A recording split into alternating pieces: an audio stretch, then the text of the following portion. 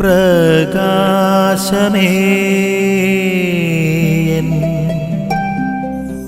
മിഴി തുറക്കുക വേഗം. മത്തായിയുടെ സുവിശേഷം 9-ാം അധ്യായം 35 മുതലുള്ള വാക്യങ്ങളാണ്. ഈശോ തന്റെ ശിഷ്യന്മാരെ പ്രേക്ഷിത വേലയ്ക്ക് അയക്കുന്നതിന് മുമ്പ് ഈ ശിഷ്യന്മാർക്ക് നൽകുന്ന പ്രബോധനമാണ് വിളവധികം വേലക്കാരെ ചുരുക്കം.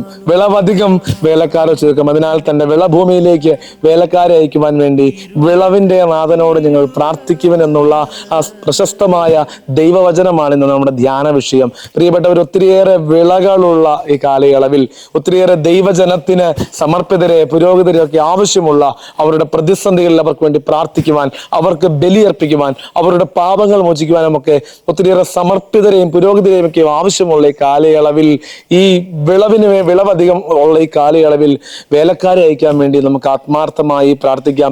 ഈശോ ശിഷ്യന്മാരെ ശക്തിപ്പെടുത്തുകയാണ്. 10-ാമത്തെ അധ്യായത്തിൽ മത്തായിയുടെ സുവിശേഷം 10-ാമത്തെ അധ്യായത്തിൽ പ്രേക്ഷിത വേലയിലേക്ക് അയക്കുന്നതിന് മുമ്പ് അവരെ ശക്തിപ്പെടുത്തുന്ന ഈശോ ഓരോ പുരോഹിതരെയും സമർപ്പിതരെയും ശക്തിപ്പെടുത്തട്ടെ എന്ന് നമുക്ക് പ്രാർത്ഥിക്കാം.